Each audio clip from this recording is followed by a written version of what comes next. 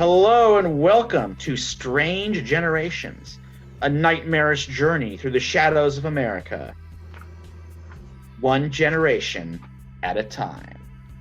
We're playing Kids on Bikes, and in our very first episode, let me just introduce the concept of the show, is that we're going to be going through American history, starting in the 1890s, going down the decades with sort of connected arcs of 3 episodes. The first 3, when the characters are just innocent lads and lasses, young school chums experiencing some horrors for the first time. And then for the second 3, we'll come back a decade or so later and see how they are as adults. I'm very excited to be playing Kids on Bikes. This is the first time I think we've done it on Time and Tabletop, and it's a system that I definitely enjoy. It's a little bit different, or it's a lot different than your Dungeons and Dragons, and even more is different than Urban Shadows or Masks. You guys are playing normal people. I mean, as normal as people can be, I suppose. But you have no supernatural powers. You're not secretly werewolves or psychic or superheroes. I was terribly sorry, Dallas. You are just some normal folks. Normal folks living in Hallowed Hollow, Massachusetts, a little bit of witch-haunted New England. So before we begin, and I kind of introduce the town and we start getting these characters to meet each other, let's meet these players and these characters. So we'll go around. Please tell me who you are, who you're playing, and sort of what their vibe is, what your vibe is, as we begin Strange Generations. We will start with Nick. Okay. Starting at the top, I guess. I'm Nick, and today I will be playing Brian Kelly, a young 16-year-old Irish kid who has been in some hard times and now has to work for his food and family. Basically, his father left and his mom can't work, and so now he's making the money for the family and trying to keep his little brother in school. So he's working under the groundskeeper of the school so that he can get his little brother through it. A noble pursuit. All right. After that, we have Marvin. All right, so hi, I'm Marvin, and for this series, I'm going to be playing 13-year-old Isaac Vorman, who I describe as, the fat kid that you see in all these shows like The Goonies, It, etc. But I also want him to be like, somewhat, kind of a, wise beyond his years kind of kid. He knows that there is something terribly wrong, not just with Howled Hollow, but everything in America right now. And he's starting to think, maybe there's something I can do, of just a little bit, to try and help the people out here. Whoa. See. Wise beyond his years is definitely right, because there definitely is something wrong with everything in this setting, in America, then and now, you name it. We are also very happy to be joined by Dallas. Hey everybody, good to be here, and I am playing a 15-year-old named John Rabbits. He's also a provider, because Rabbits' family was quite bad into addiction, and if he doesn't take care of himself, nobody else will. So he's gained sort of like a hardened shell through this, and has really tried to make it. Oh man, he's a husky and tall kind of guy, so he gets mistaken for an adult quite a bit. But he definitely stands his ground when pulled out, because you really can't go anywhere quick. That makes sense. I mean, I think 15 is such an age when you're so close to adulthood, but not quite there. And I think we're getting some echo. Yeah. Scooter, could you mute yourself? Maybe I think we're getting some echo from you. All right, we'll power through. Mm-hmm. They'll notice it eventually. Yeah, they're getting a little bit of echo. Oh my god. Okay, so that does make a lot of sense to me. And then rounding out our cast, very happy she is here. It is Kat. Hello, I'm Kat. I'm playing Desdemona Barrow. I am, the eldest daughter of Captain Barrow. Not necessarily the eldest granddaughter of Grandfather Honeywell, but yet, I do feel very bad for everybody else who's playing, as that you seem to have no money. Life is fairly dreadful even when you do have money, so I can't imagine going without it. I am very recent to the academy. I'm 11 years old. I am excited to be here. Excuse me. I'm excited to be here. I have recovered adequately from scarlet fever recently. I promise I'm no longer contagious. But despite all this, I seem to be quite popular around here, considering, well, I do have rather a lot of money, and the other students seem to appreciate it. Honestly, I could do without the attention, but that is apparently not what life has set out for me. Well, money matters. We're in the Gilded Age right now, so being gilded is definitely a plus. For everybody else, not so much. All right.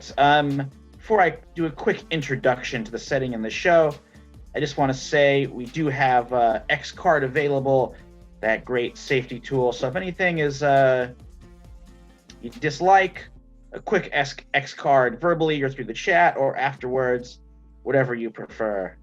And we'll just nix it and move on. Okay. And let's begin this episode. Those carefree salad days. Hallowed Hollow, a charming seaside town in old New England. Rocky coasts shaped by pounding waves, a bustling seaport, deep woods, and the great mansions of America's captains of industry. In the bustling port district of Mariners Row, cargo arrives from across the globe. And in the bristlebriar woods surrounding the city, Millionaire's Mile houses some of the richest in America. And where do the wealthy send their spawn for schooling? None other than Netherfield Academy for young ladies and gentlemen, the famed boarding school that has cultivated generations of studious minds. It is a place of hallowed tradition, of ancient ritual and venerable custom. In fact, history lays a heavy hand on everything in Hallowed Hollow. It is a land of ghosts, and as the days darken in October's grasp, some ghosts begin to stir.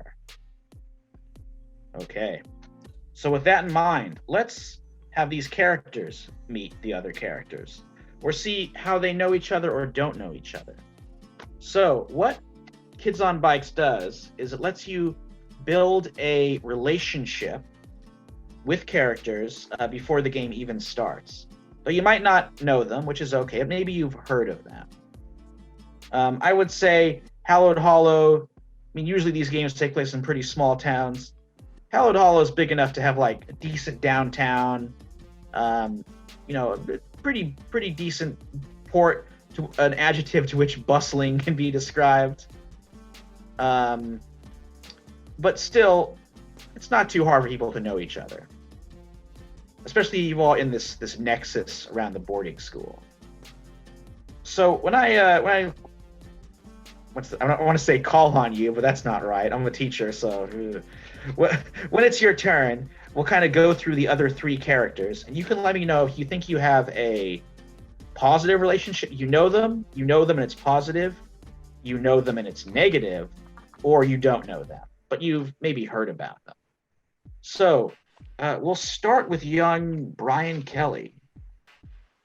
And let's start with Brian Kelly and Mr. Rabbits, young Master Rabbits there. Mr. Rabbits, which is okay. So do you think you know him and it's a positive relationship? So You John know is him. sort of semi like me in that he's sort of like kind of a street kid, right? Is that what I heard? Pretty streetwise. Have to be. Okay. I could see that I know him in a way. It's probably one of the few that I might actually know of this group. Yeah. Well, you probably know of me. Probably. But I don't know you personally. You're a little bit too what's the word? Out of reach. Fancy. Yeah. Well, I hate to have anybody think that I'm fancy. So Let's see. So you think it's a positive or negative that you know him? Let's go with a positive one. Why not? All right. He's an old chum. Why not? Oh, you got to have chums. Yeah. Okay. So I would like you to roll a d20. Sure. And this will provide the question that will kind of clarify your relationship. Okay. It's a 19. So... All right. Oh, that's a good one. What is your first memory of this character? Ooh, interesting. Okay.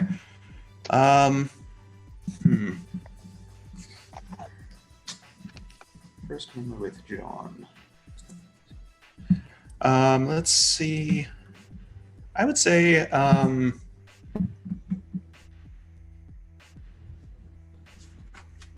think before I had to sort of start working, I knew John, and we sort of would play around in the streets. So I think it's sort of like one of my earliest memories was just sort of playing whatever it is that we played in the streets. Oh man, I'm sure your hoop and stick game. Yeah. Stickball. Yeah, and when you're Stickball, stickball, Yeah. you were the champion of the whole block when it comes to stickball. Played some stickball. Probably a little bit before my little brother was born. So, All right, that makes a lot of sense to me. Yeah. Okay. So what about Brian's relationship with Isaac? You think you know him positively, know him in a negative way, or you don't know him? Well, I'm not really sure. Let's see.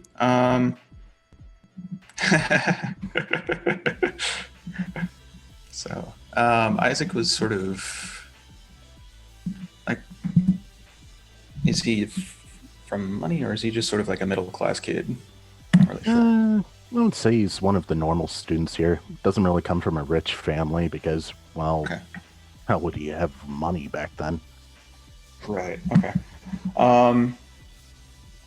Let's do. And you said, how old was you? 13. 13? Okay. Yeah. Okay. Like I said, he's the fat kid of the group. Okay. So Because he's a we little always younger have to than have me. one. Probably, I would say he's probably around just barely older than my little brother. So I would say that I know him through my little brother. That makes sense.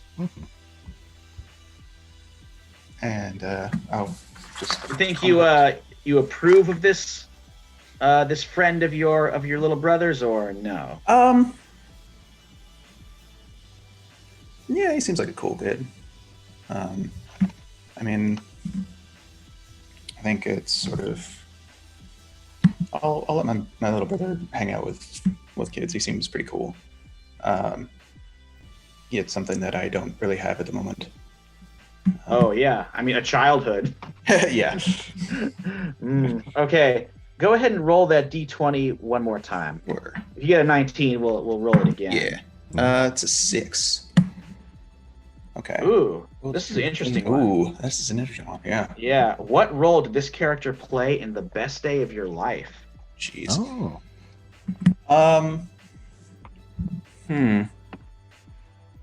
if you got to get a feel on Isaac, he's kind of like a jokester, kind of, using humor to diffuse situations and stuff like that.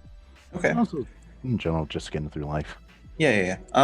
Okay, that actually kind of helps. I would say that he was very instrumental in I had sort of like a day that I could have to myself, and so the three of us, like us two and my little brother, like sort of like played together, or at least as much as sort of like it brought me back to sort of my younger days when I could actually do that. And so it was sort of a nice reminder that I can actually have a semi-normal life. Oh man, maybe some jacks were involved. Yeah. That's nice. Always good when you get to have a little time to forget your troubles. Okay, I like that. And then how about Brian and Desdemona Barrow? Do you think you know her? Don't know or know her and like her, don't like her, or have heard of her but don't know her? I would say that I don't know her personally, so. Right. Do Okay. you think I might know your brother? Or is he slightly older than me? I don't know. I'm only 11. I would say he's probably around 11 as well, so. There's a very good chance that I know your brother then. Everybody at school knows me. Yeah, you guys probably, you may be in a class or two together, but, I personally don't really know you. Brian, what is your little brother's name? We should give him a name. I wrote it down. It was Connor, I believe. Yes. Oh, of course. A great name. Yes. Okay. So go ahead and roll a d20 for the character you don't know. That's an 8. So. Okay. So, based on what you know, how is this character different from the rest of their family? Oh, interesting. Yeah, how does she stand out from the other Barrows?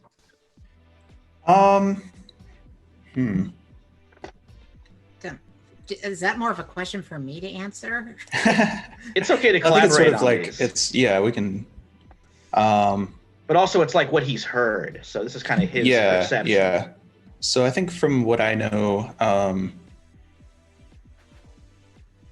I think word has gone around that Desdemona has survived from a sickness. So I think It was quite horrible, really. They burned almost everything that I own, including Oh, my man. little rabbit. Oh, they Velveteen Rabbit you? Oh no. Oh yeah. Terrible. That was the thing. Yeah. So I think it's sort of knowing that. I think that's sort of in my head. It's sort of that kind of a thing shapes you in a different way than I think shapes most kids, especially those sure. of the rich. So I know. Even the silver spoon had a little edge to it this time. Yeah. So she may be sort of maybe she's less sort of, maybe she's a little bit more approachable than the rest of the Barrows. I like that. All right, so just maybe take a little note of that, that you have these kind of relationships. Let's move down to John Ravitz, to Mr. Ravitz there. So Dallas, let's start with, we already know that you and Brian know each other, and he still regards you pretty favorably. But how do you feel, especially since some time has passed since you were on the streets together? Is he still your chum, or has life drawn you apart and you now have a negative relationship? What do you think? No, I think Brian's a good guy. He doesn't fool around too much. Takes care of his little brother. That's good. So I really like that about him, because we got to look out for each other and stuff. And he's a hard worker too. Sometimes when I'm at the docks, I catch him on his way. So it's good. Absolutely. So let's have you go ahead and roll a d20 on the positive scale, and we'll see what you get. 3. All right. What great kindness did this character do for you that they don't even remember, but you do? I think one time when I was out later than probably normal because I couldn't go home. It wasn't safe for me to go home. I was afraid my parents were probably going to beat me or something. So Brian probably helped me out and probably like gave me a night to a place to stay for the night or something. But he probably just thinks like something else happened, you know. Yeah, he was just letting you, snooze on the fire escape, like you would for any friend. I really like that. Okay. How about rabbits? I keep calling you rabbits instead of John. It's all right. Everybody does, you know. John's more formal and everything. Most of the guys call me rabbits because there's so many Johns down at the docks. You know what I mean? It's just easier. So, Rabbits is quite an unusual last name to have. Is that Polish? I think so. That's what my grandma speaks. I don't understand it, but it's a bit of that, yeah. Mm. Father says your people are very hardworking. A true compliment, I suppose. That's what I know. So, what is Ravit's relationship with Isaac? Let's see. You think your paths have crossed, or do you only know of him? Isaac is 13. 13. Yep. Yeah, he's a student at Netherfield. He's Comes already. comes from like a decent middle class family.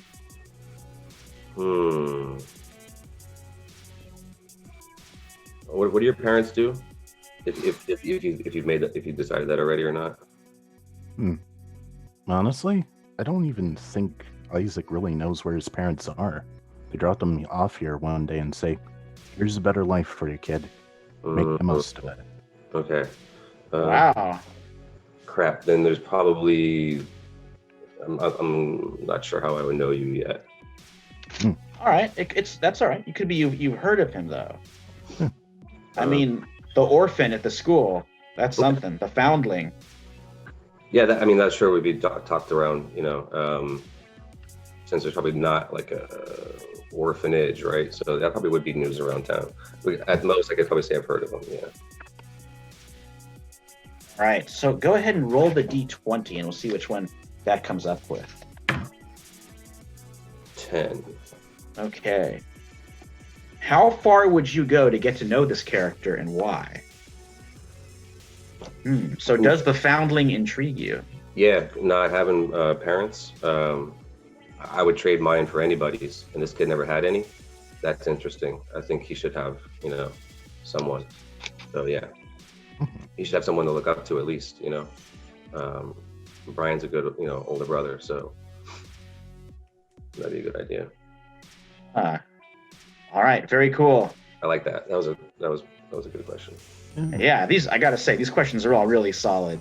Mm-hmm. So how about Rabbits and Desdemona? You think you know her and like her, know her and dislike her, or don't know her but have heard of her? What are the Barrows, or what are they known for mostly? Oh, well, Father's a whaler, and Mother is one of the Honeywells. Father also fought in the Civil War. Father's a bit older than Mother. He recommissioned his whaling ship to fight against the blasted Southerners. Okay. Then definitely know of them because I most likely got hired directly through their hands or someone, in their management at the docks. Sure. So that makes sense that I definitely know the Barrows and would, if you don't mind me calling you Des for short, just for now at least. That's fine. Many people call me Des or Desi. Would you have visited or gone around that area? Yes, when I'm allowed down by the docks, I did. For a time, they thought that the fresh air might help with my condition. Okay. Then I could probably say that maybe we don't know each other, but I definitely have probably even seen her. If that is something. Yeah, that makes total sense. The Honeywells are also involved in shipping, aren't they? Or Yeah, not? I think that's part of it. The Honeywells under Leander Ashford Honeywell he's like probably one of the wealthiest people in Hallowed Hollow. He's up there with, the Vanderbilts, Rockefellers, a true titan of industry. So that's probably when you saw her, because her grandfather's really the one that's in shipping and her father's more whaling. Okay. But that would be a curiosity, you being as young as you are. This was probably at least a year ago, right? And then you're like walking around the area with all these, guys and rigs and crates and things. Okay. So yeah, I definitely say I know of Desdemona for sure. As Grandpapa says that it's very important that all of us understand the industry. Oh, you gotta watch the dock wallopers at work. So go ahead and roll a d20 and we'll see what you get there. 20. Oh man, this is a rough one. Why don't you want to associate with this character? What? Okay. Maybe. Oh dear. Uh, Oh, how very unfortunate. I know. Maybe I'm afraid if I do something, even through someone else's eyes or rumors to a family member, or like seen talking to her, that I might get like thrashed or something. Maybe that's. It is true that Uncle Leo has a frightful temper and has been known to beat many an Irishman in a polock. Oh, absolutely. I'm sure, like, if an urchin even looks at his daughter, that's a thrashing. What a twist on that 20. Wow. Oh, yeah, I suppose that Leo would also have children. Yes. Yeah, I mean, I would say so. He's kind of like the style. The main important thing to remember about Papa and my uncle is that they do tend to get in drinking contests, either on purpose or on accident. And then once they are in their cups, they do tend to take it out on rather everybody. Ooh. All right. Well, that sums up that family. Okay, so Dallas, Rabbits, we got your relationship with all the other characters. Yep. Let's move on to young Isaac. Righto. All right, so let's start with Isaac and Brian. Mm-hmm.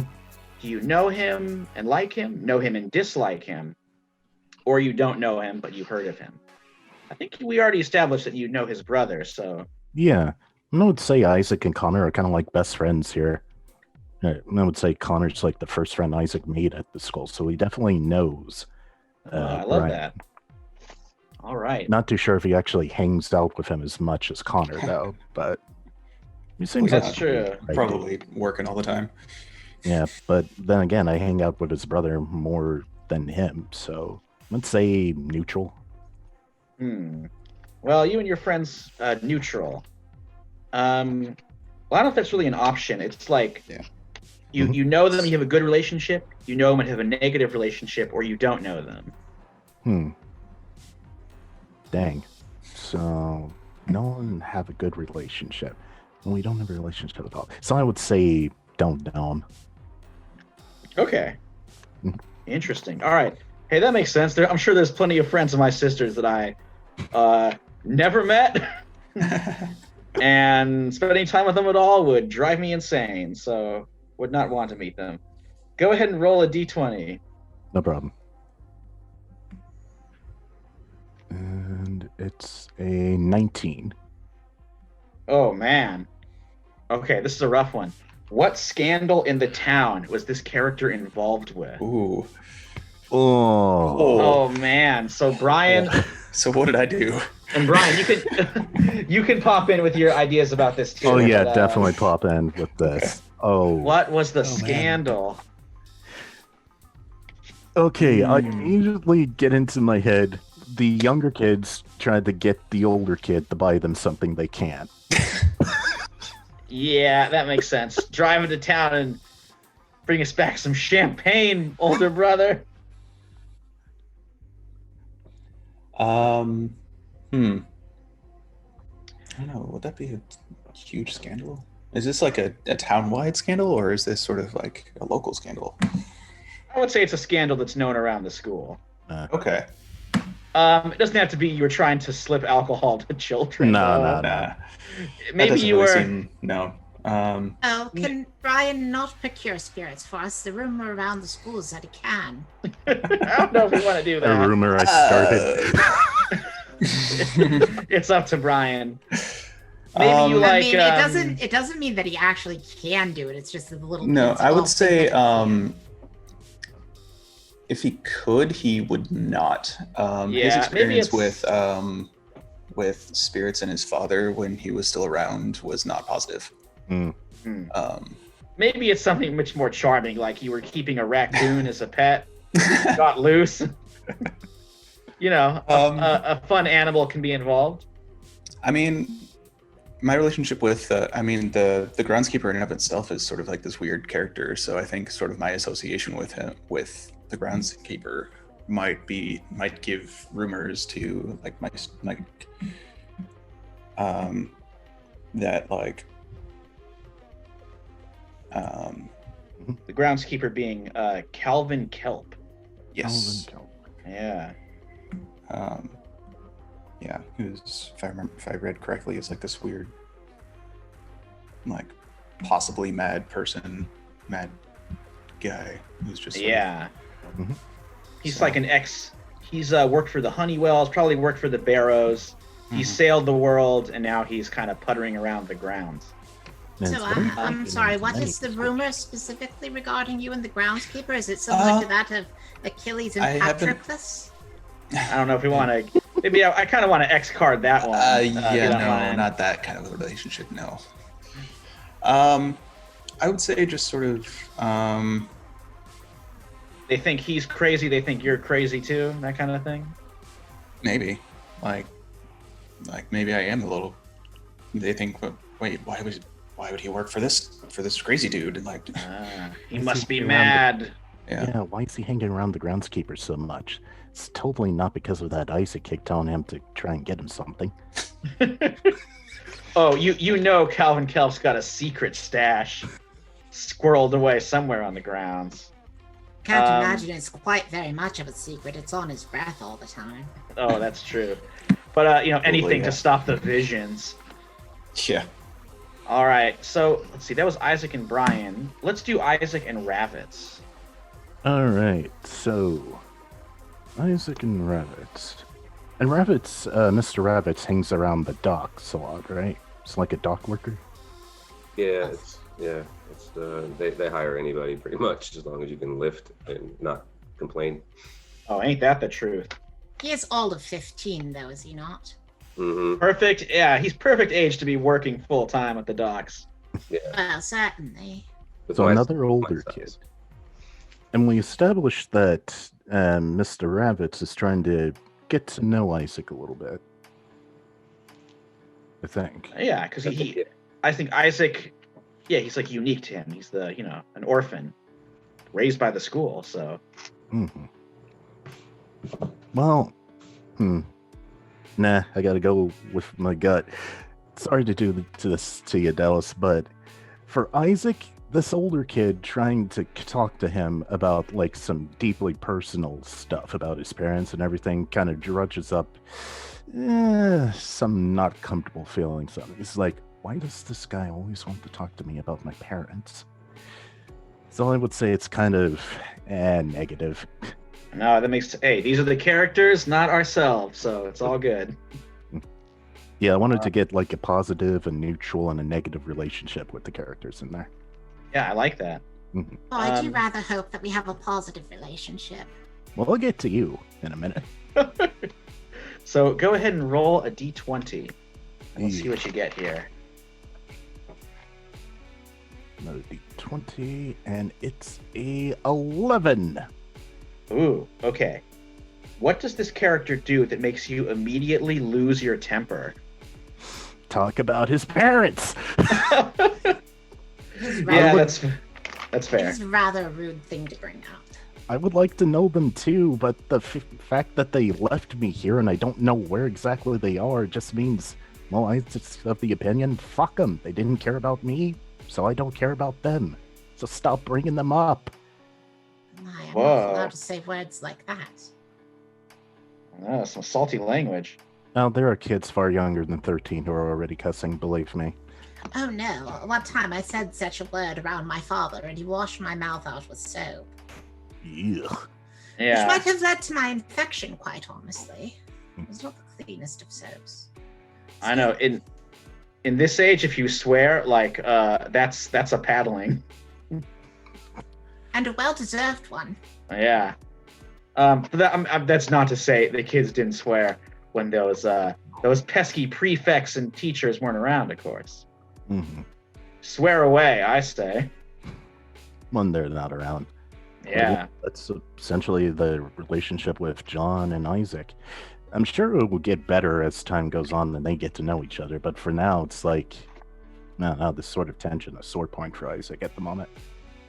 Totally. And that brings us to Desdemona. Mm-hmm. What do you think Isaac feels towards her? Positive, negative, or doesn't know her? Well, at first it was kind of neutral, like this new rich kid on the block, it's gonna be like everyone else, sure. But then she mentioned, and I think it was like you lost everything in a fire, including a dead rabbit. Well, yes, they burned all of my possessions after I had the fever. And that kind of resonates with Isaac a little bit. He's like coming from nothing up himself, so it's like, I don't know, he feels kind of a kindred spirit with this Demona. I bet. Like, alright, she comes from the same kind of circumstances I'm in. She's not so bad. So I'd say positive.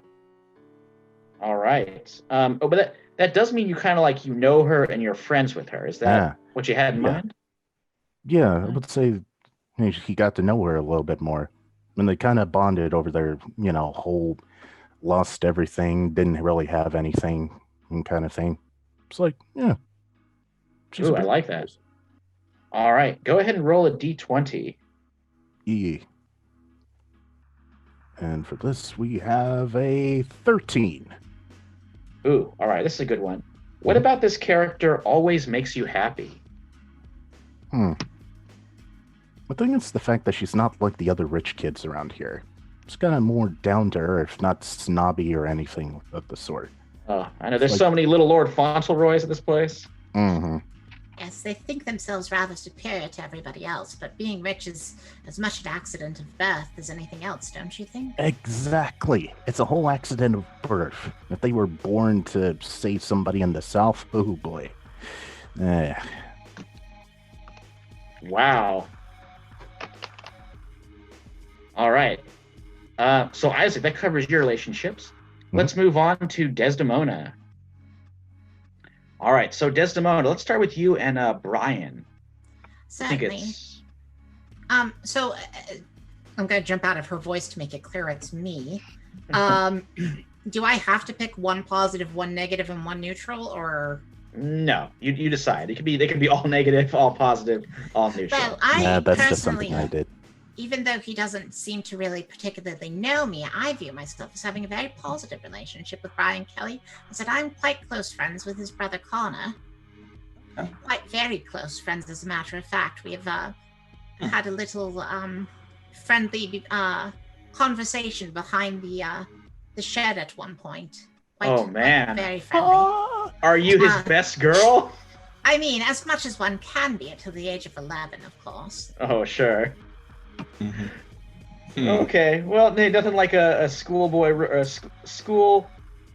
What's the word? Schoolboy, schoolgirl romance. I mean, we certainly would say so, but the adults have said that we certainly don't have as that much experience to be making those sorts of decisions. Go ahead and roll a d20 for positive. I rolled a 20. Whoa. Oh, this is a good one. What item did this character give you that you treasure? Oh, jeez. What would I have given you? Oh man, was it spirits? No, can I actually? I'm gonna say that it was actually. I'm gonna actually say that it was a raccoon cap, like a coonskin cap. Whoa, Davy Crockett. Yeah, which she now wears around all the time. Because you found out that she was really into adventure stories. She actually talks a lot about Rudyard Kipling and pioneers and Davy Crockett and Daniel Boone, and you gave her basically as a hat that you outgrew, but. Sure, those thrilling tales, yeah, the dime novels. Like, because despite the fact that she is like a rich kid and sickly at that, she also is very into like the occult and adventure stories. Oh man, I love that. So all right, so that takes care of Brian. How about Desdemona and rabbits? I don't think she rather knows rabbits. I mean, other than maybe seeing him fleetingly on the docks. Okay. Well, maybe you've heard some rumors about him. Go ahead and roll a d20. 2. Ooh, okay. Why do some members of the town, which could be the town or the school, seek out this character? Oh, well, he's rather known as being quite a good worker, quite good with his hands. I've always said that if you want something done, you should probably go to John Rabbit's. Ooh, okay. And being as that he's only 15, he doesn't really demand a fair price for his labor. Rabbit's good worker reputation. Is that okay with you, Dallas? Yeah. I was gonna say either that or someone's looking for my pops for money. So like, hey kid, where's your dad? But yeah, I like that one better. Okay. All right. And then how about Desdemona and Isaac? Oh yes, Isaac's quite a very good friend. Okay. Go ahead and roll He Connor and I make a triangle of friendship. Yeah, it's like Harry, Ron, and Hermione, I guess. I suppose. I don't know what any of that means, but yeah. I bet that it's frightfully romantic. This Strange Generations is 100% original creation. Copyright TM. Don't sue J.K. Rowling. Please don't. Oh well. I'm sure the Rowling estate is notoriously litigious, like so many other of great authors are. So let's nix that. No, it's Barry, Dawn, and some other. I mean, the two think of like two boys and young children with two boys and a girl is a rather fairly common trope in literature. Yeah. Connor doesn't have red hair, does he? Connor? He better not. No, I would say that we are the Black Irish, so we have dark hair. Okay. So. Phew. Yeah. So I rolled a 5 for my relationship with Isaac. Ooh, that's a good one. Okay. Though actually, there's kind of a dark side to it. Why do you care about this character more than they care about you? Oh, well, I very much care for the fact that he's, unfortunately, by the nature of his skin color, is a bit on the outs with rather a lot of the prejudiced children of the school. I do kind of view it as, probably it's a bit annoying to him, honestly, but I do view it as a bit of a thing to protect him. Even though I'm not physically strong, I do have rather a lot of money, and people don't want to make me cross. So as long as I'm around Isaac, nobody picks on him. Okay. I mean, go ahead. Yeah, and I guess Isaac can view that as she's a good friend, sure, but at times it's like the same condescending things he gets from the other white students. He knows she means well, but it's still there. Yeah. Oh, absolutely. I mean, I'm sure that kind of paternalistic attitude super common back then, and I mean now kind of, sadly. She has mentioned an annoying number of times that she's named after a character in Othello. Oh boy. So it's like day after day after day, yeah. But it's not simply that though. I like Isaac. I mean, I don't, like Isaac like I like Connor, but I do like Isaac. All right. Well, I think we got some pretty interesting relationships. Let us officially begin the game. All right. So we are going to start at Netherfield Academy. In a moment or two, I'll check in to see what you guys are doing here, why you're here. But it's about the same. Maybe it's a little bit later in time than we are right now, getting closer to All Hallows Eve. But we're in the middle of a beautiful New England October, and this is what's going on here. It's a little Netherfield tradition called the Savior's Walk. Founders Pond is one of the many landmarks dotting the campus of Netherfield Academy. It lays in the garden, surrounded by carefully cultivated flower beds and trees aflame with autumn colors. Now the stern statues of Revolutionary and Civil War generals have some company. A good amount of the student body. A pole slick with grease has been placed at the center of the pond. It is time for the Savior's Walk, a rather profane autumnal Netherfield tradition. Students cheer as would-be champions attempt to cross the pond, before a teacher shows up, of course. All right, so the students are gathering around, cheering each other on as they're trying to complete this walk. What are you guys doing in the crowd? So it's a walk across like a greased log? Yes. Yeah, it's inspired by one of those weird New England traditions where they have to walk across a greasy pole, Sure. suspended over the water. Yep. Oh boy. This is for real. These people do this and have fun. Well, I believe it's a tradition that was started by the French Canadians. You know, they are lumberjacks. I mean, not all of them. They were also fur trappers. Well, I suppose many of them still are they not? Yeah, me. Now that sounds like it'd be a fun thing to do. But what does fur trapping have to do with walking across a greasy pole? Well, I think that would have more to do with being a lumberjack. They are indeed greasy. Well, I mean, you know, they do have to balance on the logs as they go down the river. That's what it has. Okay. One of my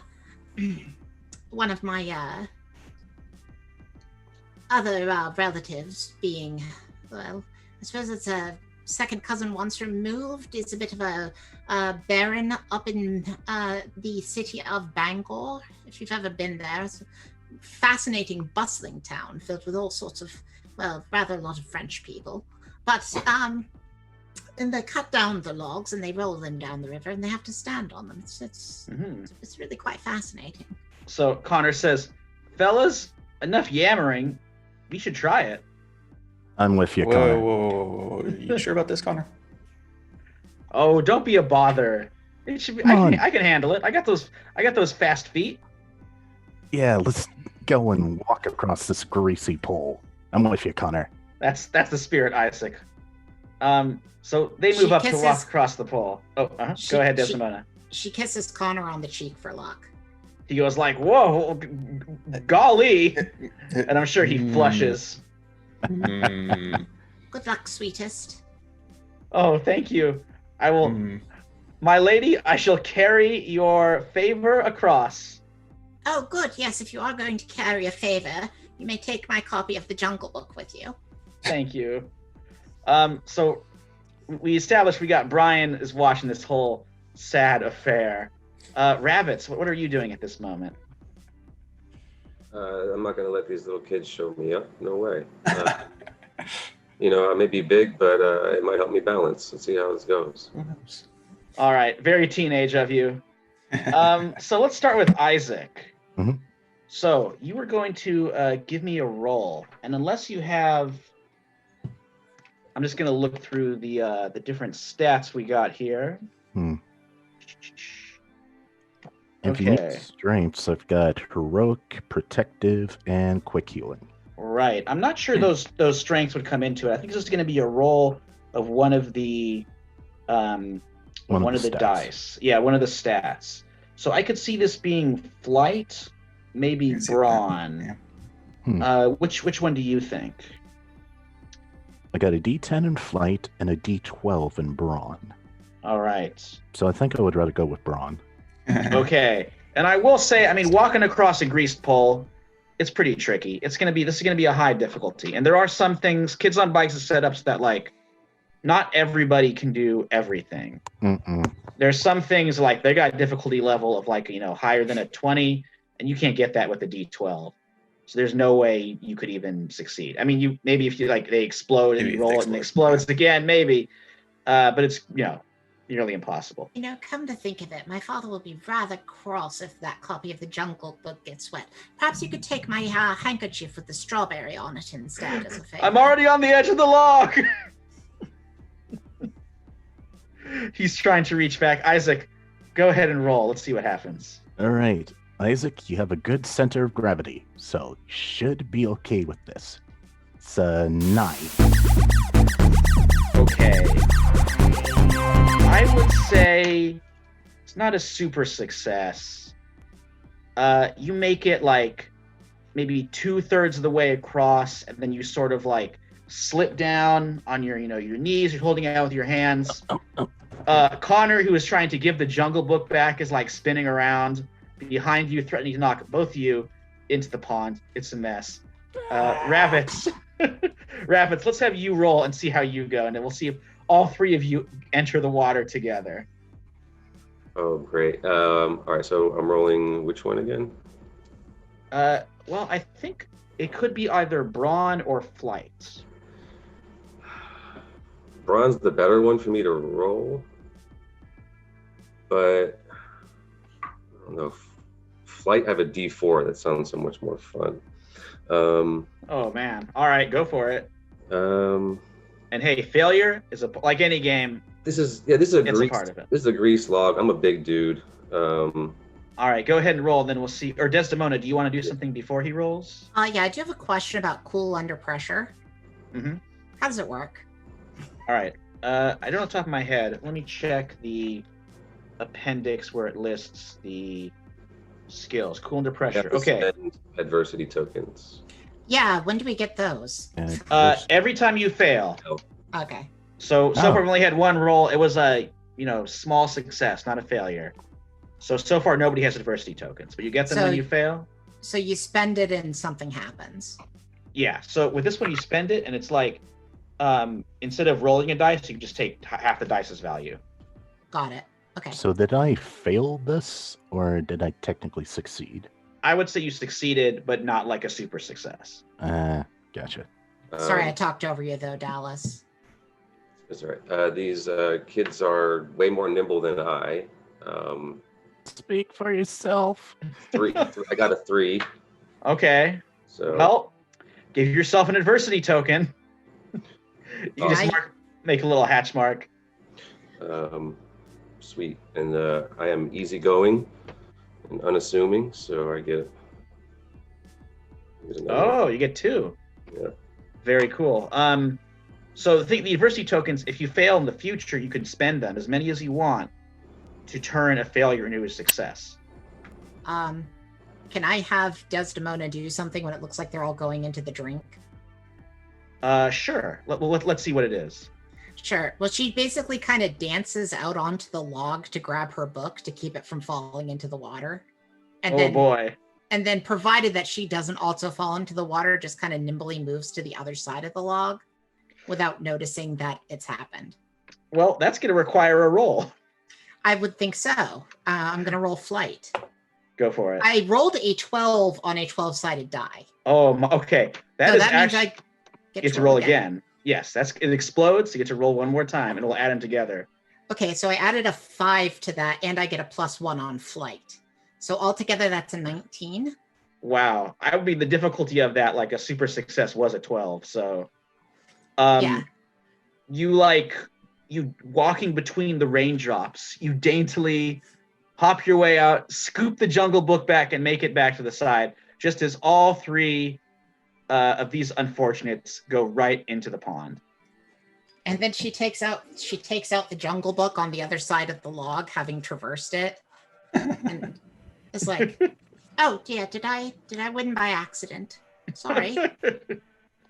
Well, I would say there's lots of cheers, lots of hoots from the students, delighted by this whole display, but then they all suddenly fall silent as Mr. Frost appears.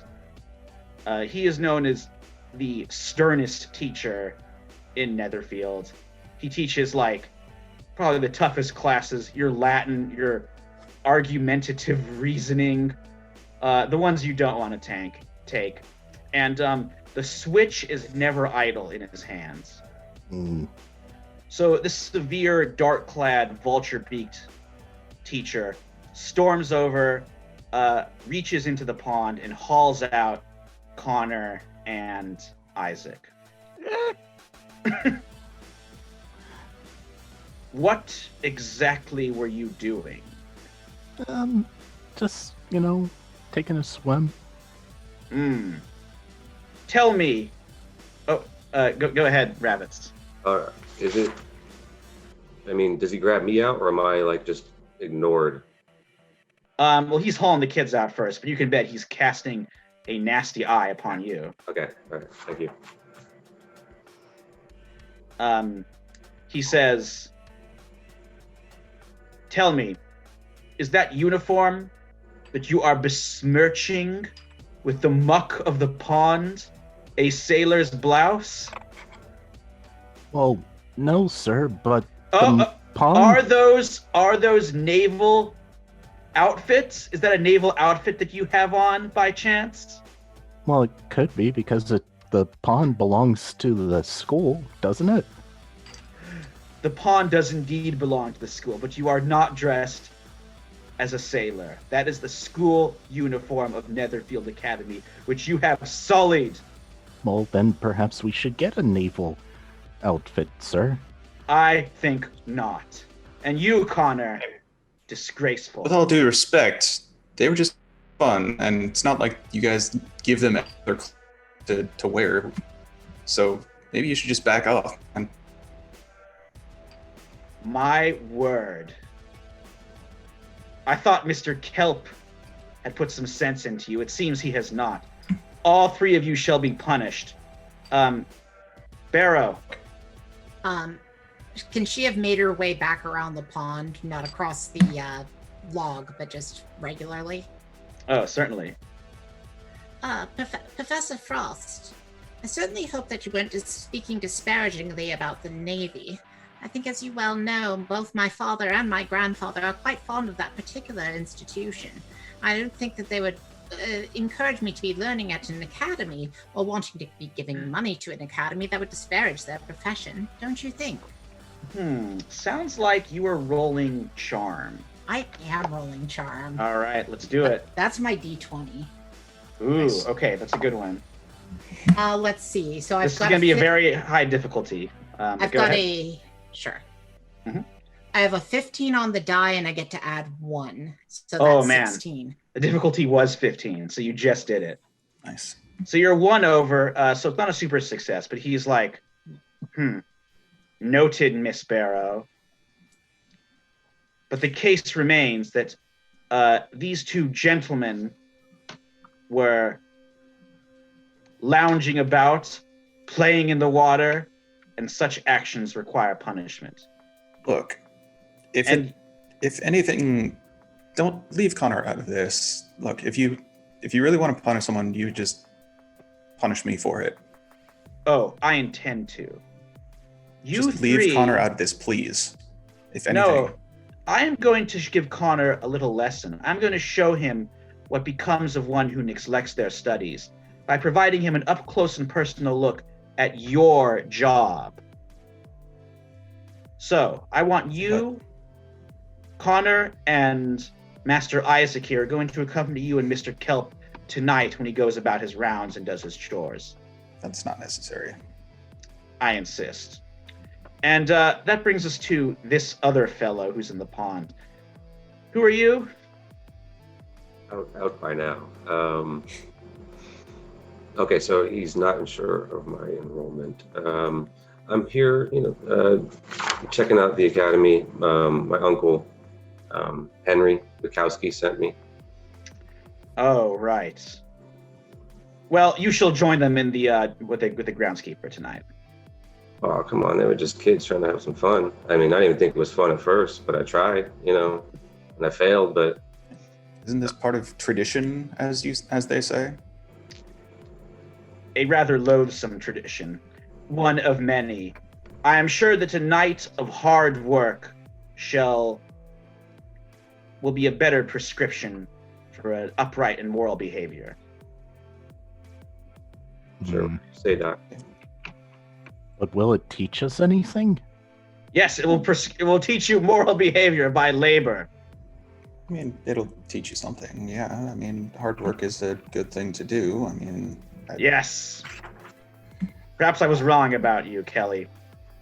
Well, I shall leave you to it. Tonight, after supper, report to groundskeeper Kelp, and he will do the rest.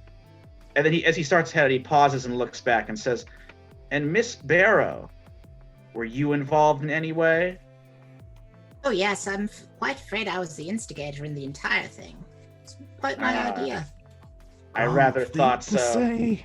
Why did you have to? You should probably punish me doubly. Don't tempt me. You shall join groundskeeper Kelp as well.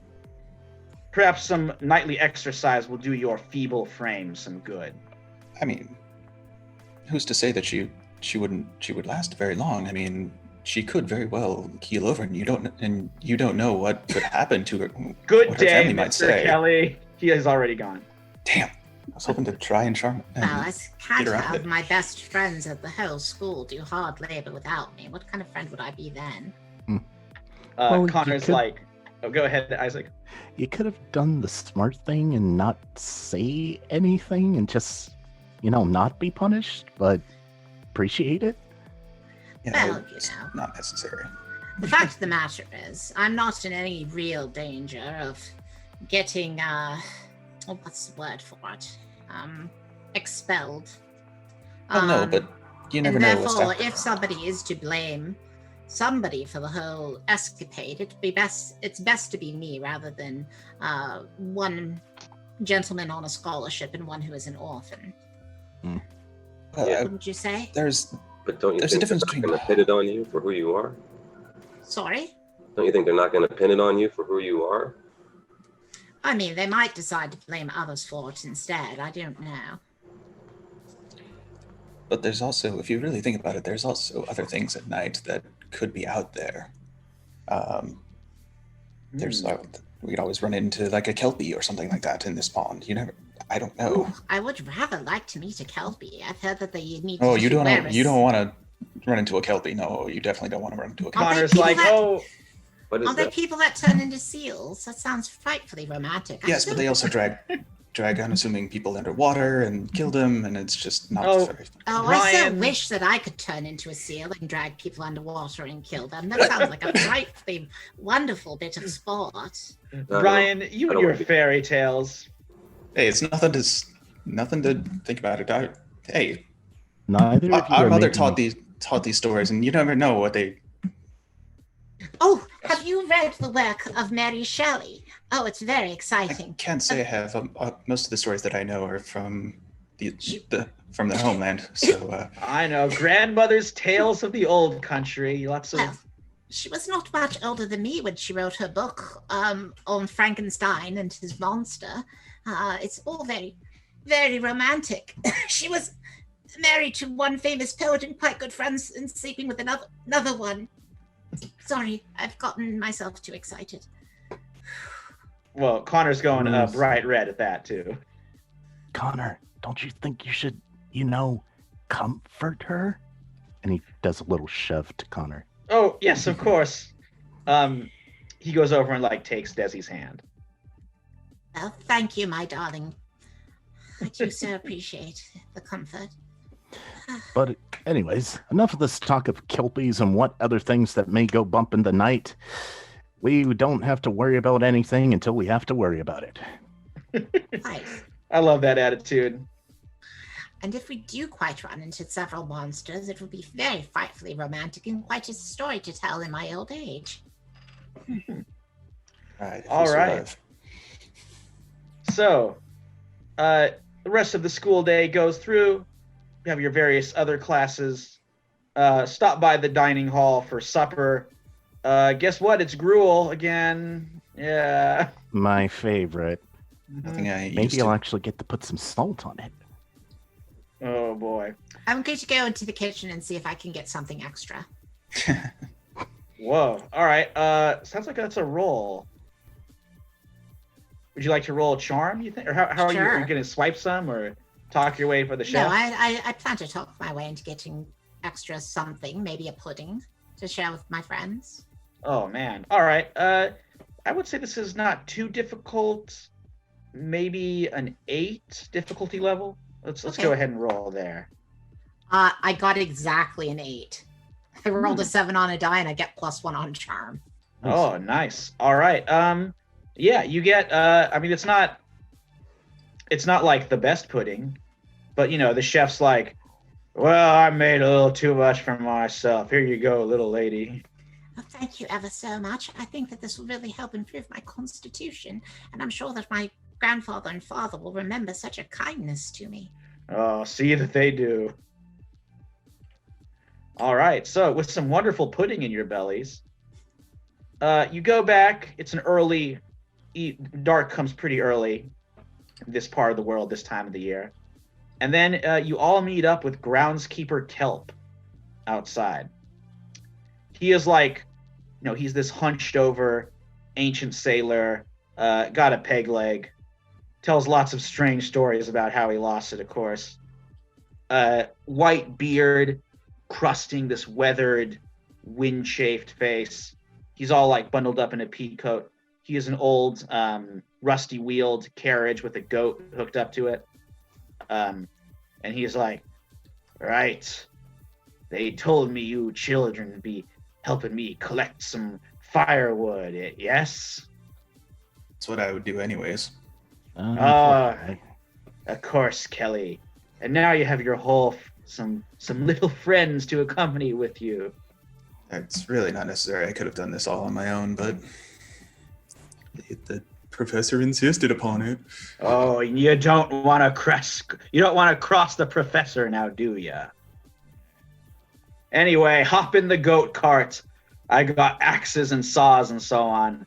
Mind the edges, they're sharp. Of course. What has sharp edges in this card? The axes. The axes and saws and whatnot that you'll be using to chop down branches and trees. Oh, very good. I quite like the idea of having a sharp axe on my person.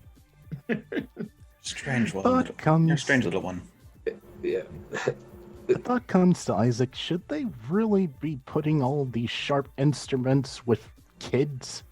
I shall probably I was recreate using some this of my kind favorite. of stuff. way State before this. regulations did not exist for this at that point. No way. I feel as though I shall recreate some of my favorite stories by the great Edgar Allan Poe with such an axe. Connor's like, oh, those are frightful. Like the one about the heart and the floorboards that keeps on pounding. That was an interesting one. Oh, Yeah. that's Ooh. bad. I like the Ghastly. one where the orangutan is murdering people with a straight razor. Oh, equally frightful. I think I heard that pit in the pendulum one. That one was an interesting one. One of my favorites. Quite. Yeah, let's stop talking about all the potential murder and, just get on with our job, shall we? Isaac Dearest says with a Isaac. bit of a tremble in his voice.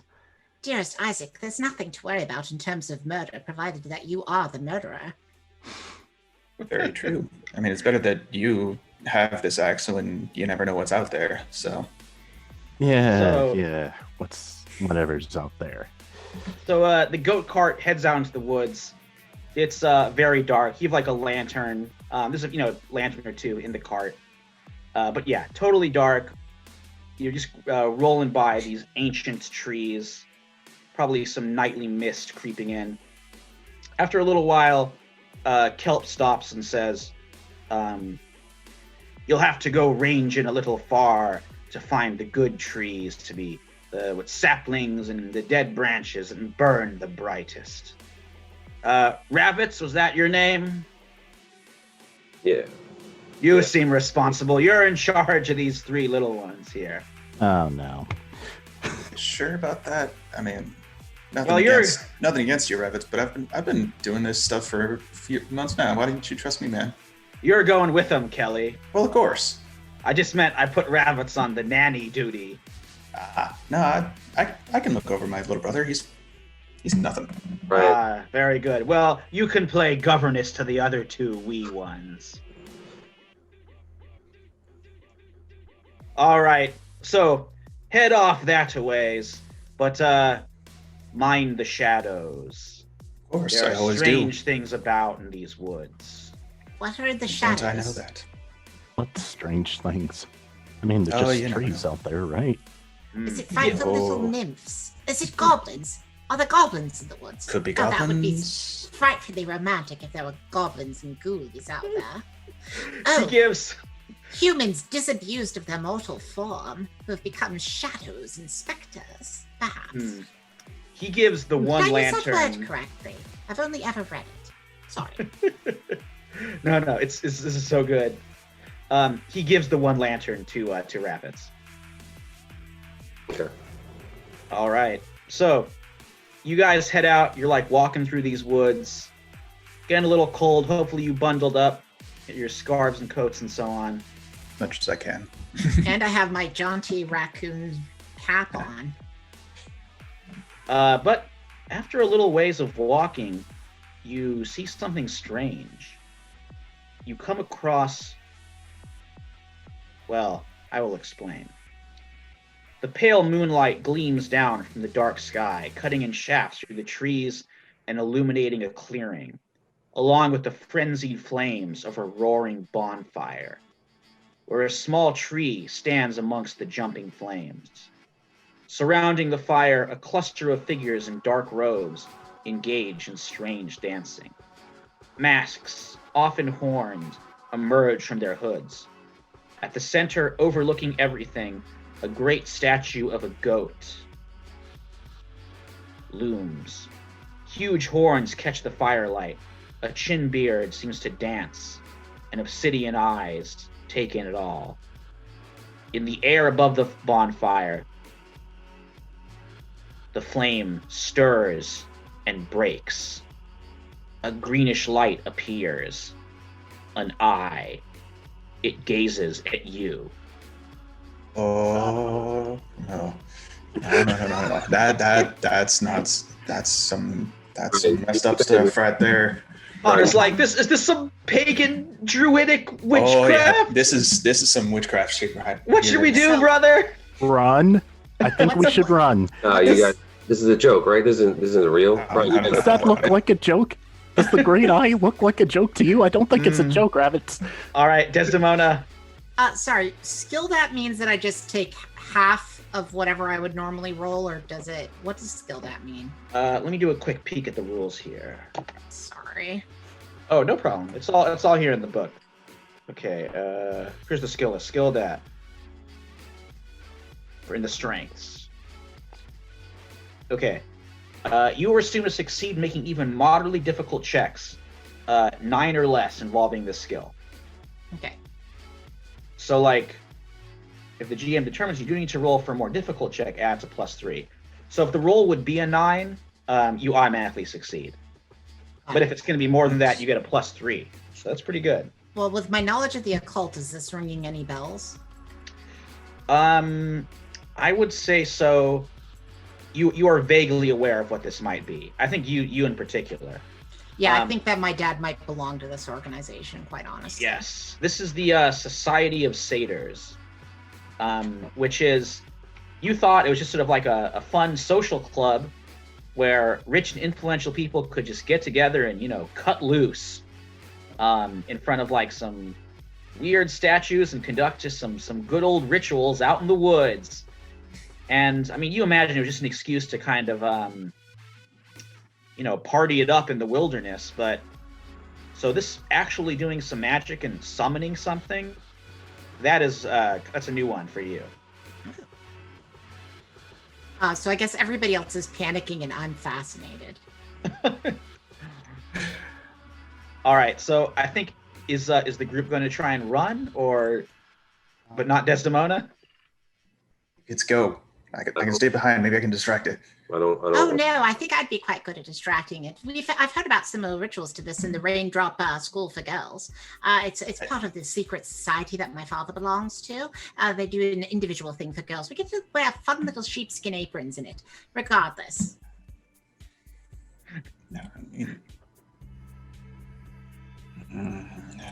rich people. I think I'll prove myself adequately distracting. Are you sure about that? I mean, I can I don't know if they look particularly friendly. Oh, let's Oh, find no, out. I'm sure that there are a bunch of lovely captains of industry. Yeah. All right. Oh, but the Tell rest of you you is probably that- should run. I'm looking after you all. So if anyone's staying, it's me. You're all running. Follow Brian. He knows where he's going. He knows what he's talking about.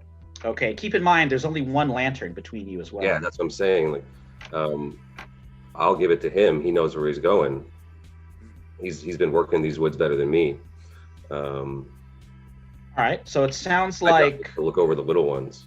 So I'm making Mm. sure that they're able to run with him. I'll be in the back. I can't run well. Neither can wow. I Very can't heroic. run well either. Oh, hello. Did we lose someone? Oh, No? I think just a hiccup. Ah, Okay. No. Yeah, you're all frozen for a bit. Maybe I was frozen, but I think Oh, hopefully everything's who back knows? now.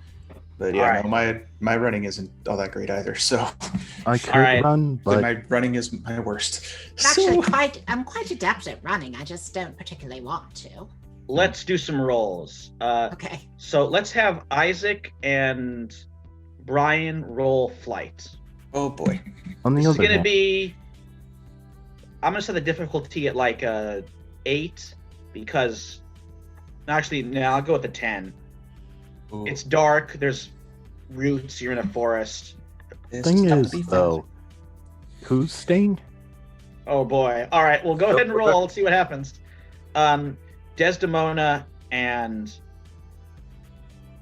Rabbits are staying. Yeah, No, No, I I'm think grab Connor wants to I'm stay. grabbing Connor. Yeah, but I think his brother's pulling him along. That's what I imagine there. dang. And if Connor's going, might as well go.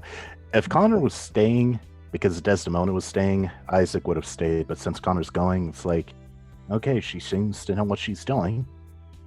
All right, well, let's see. How did Brian do? No? Dude. Okay, that's a really big failure. Yeah. Oh boy. All right. Wonders of a D4. Okay, so mark a diversity token. Ooh. That's gonna come in handy later. Isaac, you can roll flight as well, then we'll kind of see what happens here. Yeah, I did. I rolled a 5. Okay, give yourself an adversity token. Yeah, So what happens is you guys try and run. it's a bottle Unfor- cap for me.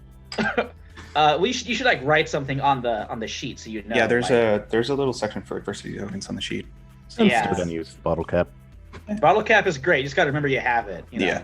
For like I the only next have a game. pen, so I can't erase stuff. Gotcha. Oh, I see. All right, all good. Okay, you trip over an exposed log. The lantern falls down, smashes, and goes out. Oh, now- no. You're lit up by the fire behind you, and then this green eye.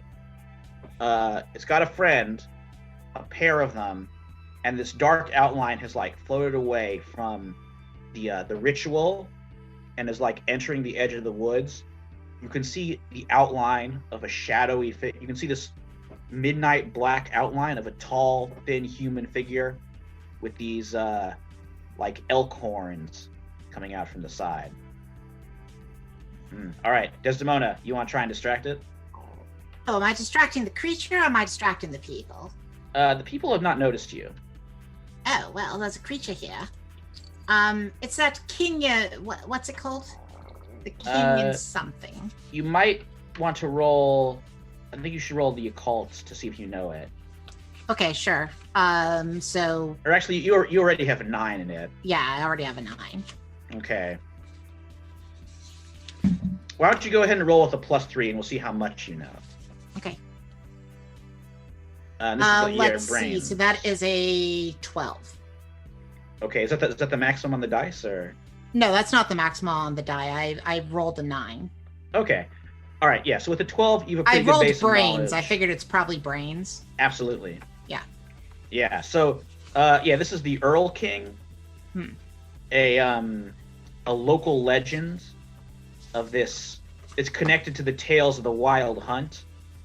This mysterious child chasing, child killing, child eating spirit that is now being unleashed on you. I walk up to it and say, good evening, Mr. Earl King. I am Desdemona Barrow. of the local barrows, of course. I do understand that you have quite an interest in eating children. You should be aware that I actually have had a childhood wasting disease, and therefore I'm probably not particularly appetizing to your palate. There are several, correct me if I'm wrong about this, but you probably are looking for children that have done bad things or horrible things. I'm sure that out of my companions, you will not find anybody that's done anything terribly worth eating. But I'm sure that I could direct you to said rule-breaking children. Perhaps you could do something to them. I don't know. Oh, man. All right. So is your goal here to, like, just distract it? Yeah, I'm distracting it so maybe people can get away from it. Okay, I think you're going to roll charm. Okay. Trying to charm a supernatural monster. Yeah, it's gonna be hard. Those two eyes, just like the two green eyes, boring straight into you. Doesn't say anything as well. Just stares at you. I've got a 19. Okay, there was a high difficulty, but you've done it. You get the idea that it doesn't quite maybe understand what you're saying, but just the fact that you're talking to it, it's so unused to that it's like frozen, kind of confused.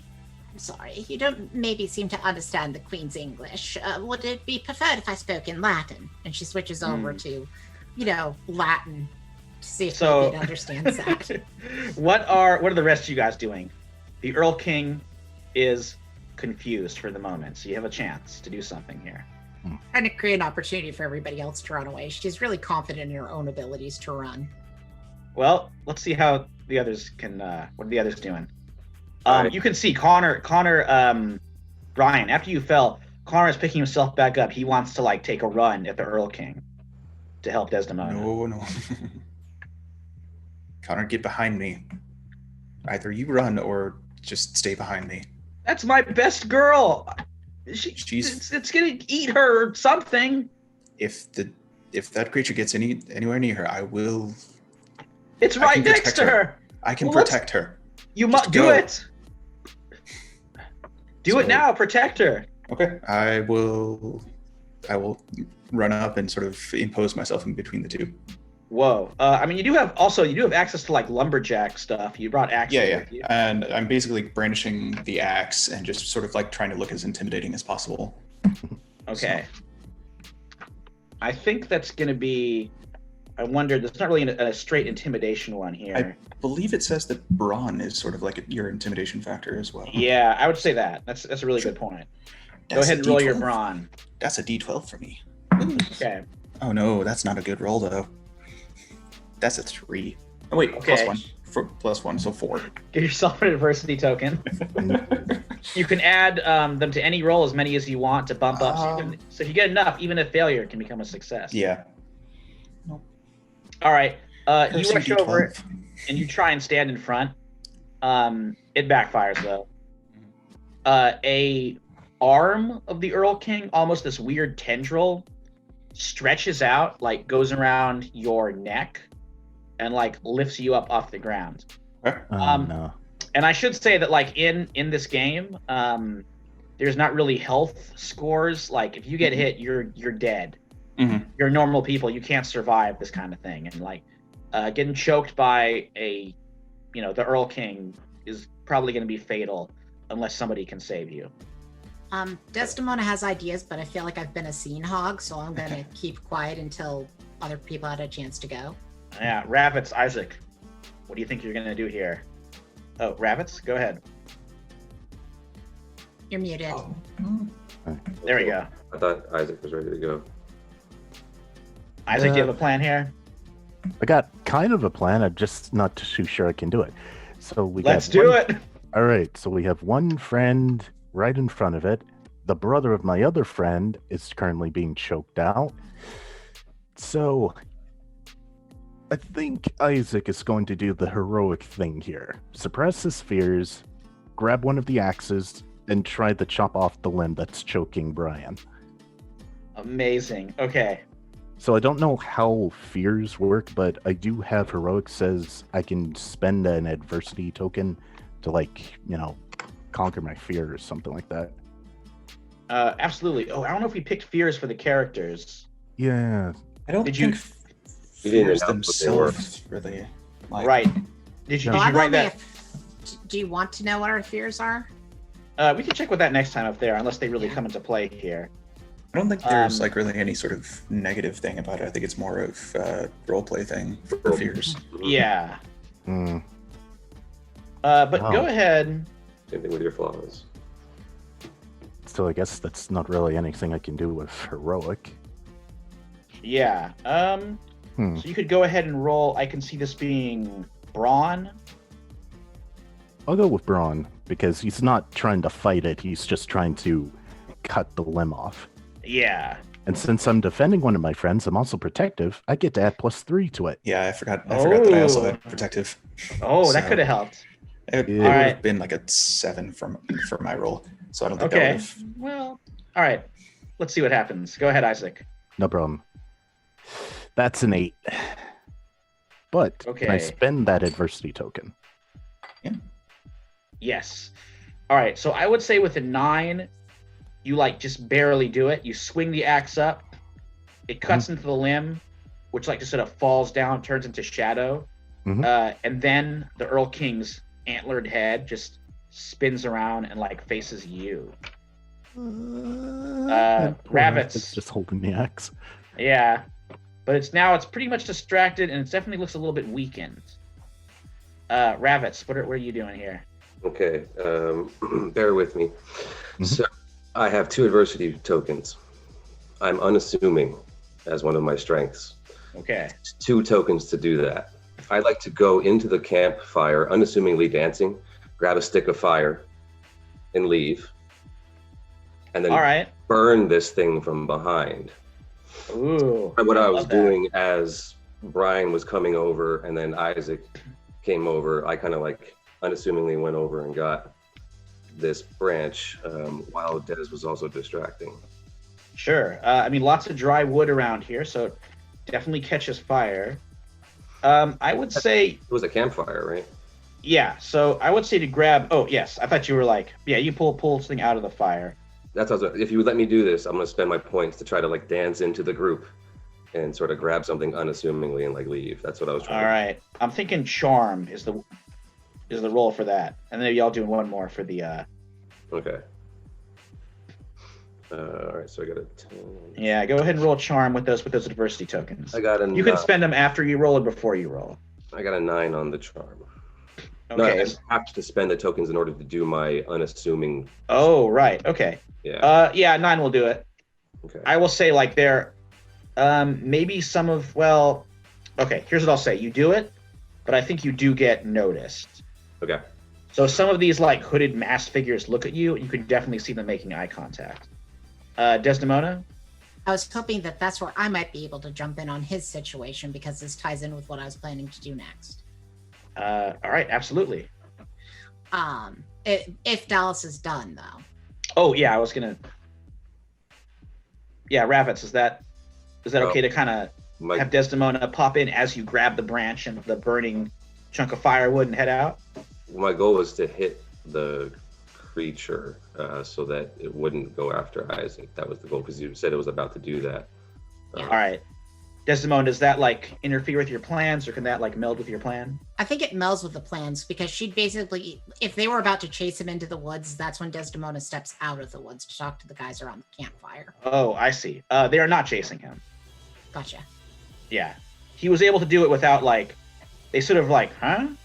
But then they're kind of like, huh, that was weird, and go back to their dancing. Gotcha.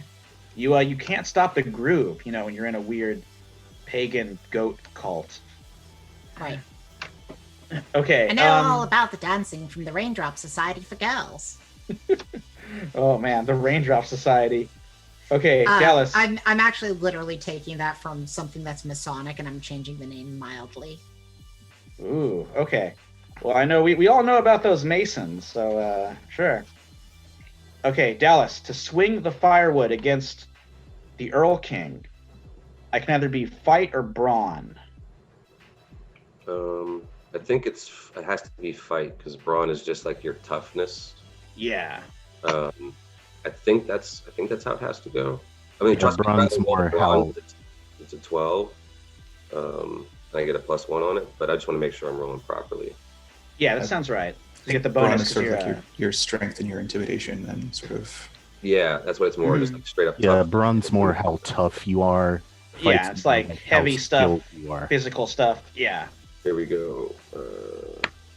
Nice. That's a 6, and at the moment, because I'm a rebellious teen, I get a +1 fight, so it's a 7. I don't know how that'll do, but that's Okay. the best I could possibly do. That was amazing. Right. I would say it's definitely not, the Earl King's not out, but like it doesn't like fire. You hit it with that bit of firewood, the fire like races up its side, goes to the tips of its antlers. It's now, I would say, distracted enough for you to escape. And in fact, you see further down in the woods the light of another lantern from groundskeeper Kelp and his goat cart. So now you have something to run to at least. All right. All right, thanks. And I will say with that, Connor goes over and takes your hand, Desdemona, and all of you dash through and run out of those woods and make it to the goat cart and Kelp. All right. So Kelp says, like, what did you see in those woods? Evil? Oh, but We saw evil. I think Oh. evil's an overstatement. That thing was evil. I mean, Kid. I'm just calling it right now. That thing was evil. I could feel it. it was the Earl King, which is more of a primal force of nature than. I don't think it necessarily subscribes to the notions of good or evil. I think it more subscribes to pleasure and hunger. Oh, yes, but it's a... You saw Yes, that fella? Yeah, we're talking about the Earl King. Yeah. Oh, you're in for it now. Oh, great. Oh, good. Does he quite track us down and try to murder us? I'm afraid you hit the nail on the head there, little missy. What are these rich people summoning this thing for anyways? It makes no sense. Well, I don't know, but every few years, round this time, the society goes out for one of their little get-togethers over there in the woods. And they bring that creature out, and then it goes away, and they say it captures the soul of some child, chases them across the night sky for eternity. The Wild Hunt, they call it. So, I actually kind of chopped its arm off. You what? Yeah. That's some good stuff, man. I mean, it was choking Brian. I can take abuse, man. I mean, Well, if go you ahead. gentlemen wish, I could go out and speak to the fellows in the woods and see if I couldn't call the Earl King off of us. it's possible. Yes. Well, the thing, when the Earl King sets its sights on something, it's single-minded. It will go after them, and I do not know if you can just call it off like you would a good old dog. Well, I mean, if somebody summoned it, so I certainly can unsummon it. I don't even know if it works like that, little missy. There is one thing that might protect you. God, I don't know Well, what. to defeat a ghost, you'll need another ghost. Well, why are we messing with ghosts here? Not more ghosts. I'm sorry, but it stared at you. There's no way around it. Oh, jolly good. Are we going to have a seance? I've got quite a few black candles in my room, and I am ready to sacrifice a rat if need be. Connor's like, Desi, you mustn't kill any poor rats. Well, I mean, it's not because I want vengeance against the rats or anything. It's just, some things like this do require blood sacrifice, and I suppose it's better than murdering a person for it. Although perhaps less effective. He says, tell me, have any of you heard the tale of Captain Baldwin Blake and the Vengeance? That's a good question. What's the likely chance? I have no Yeah, idea. what is the chance of that? I think I maybe feel rolling... like there's almost a 100% chance that I have. Okay, maybe rolling brains would do this. Mhm. Sure. Yeah, it's cool. That's Do we my all piece. do that or just one? Can I Sorry? add the +3 since this is really very occult and also about sailing? Yeah, I'd say so. Okay. Well, I rolled the 6, so Okay. About a I would 9. say- all right, I would say maybe like an 8 is the limit for this one. Nope, I got a 4. Okay, you give yourselves adversity tokens. wealthy never get adversity tokens, you know. Oh man, well they come in handy. I know, I just haven't gotten one. Actually, Rabbits, Okay. did you want to give this one a try or no? It's okay if not. I got a 9. I rolled. What was the- I tried. My brains are an 8, but Ooh. yeah. What was the Alright. what was the number again? you had to Sorry. hit max for us. Yeah, I think it was like an 8. It was an 8. Okay. Was I rolled a 6. I can spend 2 of the adversity tokens that I have. There you go. It's up to you, but I don't know if it's worth it. This is a kind of a knowledge check. Yeah, I don't mind. I mean, I figured my character's a bit superstitious, so he might know. Oh, okay, So- yeah. And this is definitely like a sea tale, a sea superstition. Yeah. That's related to this area. I don't mind Um, spending 2. Yeah. So he's like a famous pirate who was like an escaped slave who took over a ship, sailed the seas, was a heroic pirate champion to the downtrodden, fell in love with a woman on the coast who was reputed to be a witch before being tragically he ran afoul of the Society of Satyrs, battled the Royal Navy, and the witch, to kind of help save him, created a storm. But he was lost in the storm, along with all those Royal Navy ships, and supposedly his ghost has been sailing the waters ever since. Sort of inspired by one of our characters that Marvin created for Generation Shadow in our last game. Yeah, Good old as well you. as some other folklore about Black Sam Bellamy and so some real basis there. Desdemona. Nick, I don't know if you had heard me, but I had already gotten a 9. You didn't really Yeah, but I s- figured spend Yeah. a bunch of stuff. that's. Okay. I don't know. I didn't know if it was like individual or anything like that. So, but Mhm. Yeah, those adversity tokens do carry over too. So if you want to save them up, Yeah, that's that's okay. what I'm saying. Like, you don't need to spend things if somebody's got a success. I just Mhm. thought maybe nobody had heard me. yeah, okay. you can Yeah, go ahead yeah. and put them back, Nick, if you want to. Okay. You could bank them up and then be like, I dropped 10 adversity tokens and succeed. That's part of this game too. It's like I don't you're, have that many bottle caps. but- Yeah. Better start collecting them. You'll have to switch over to pennies. Ooh boy! No, wait, I actually do. No Oh, shit. hooray! The bottle caps. I drink a lot of beer.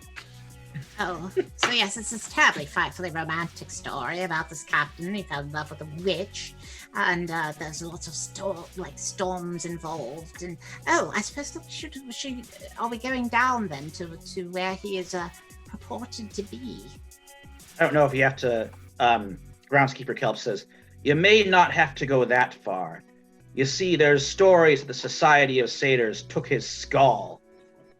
They like to drink their libations out of it during their rituals. And, the Society sometimes has some of them over here. What you have to do, find a way to slip away from class tomorrow and go to the anatomist's storeroom. You go to the anatomy class, sneak your way down to the storeroom, and that's where you can find the skull. I don't know. This all sounds crazy. I'm all for helping the kids and everything, man, but I'd rather go work back at the docks. I mean, skipping class could be fun, but drinking blood out of a skull?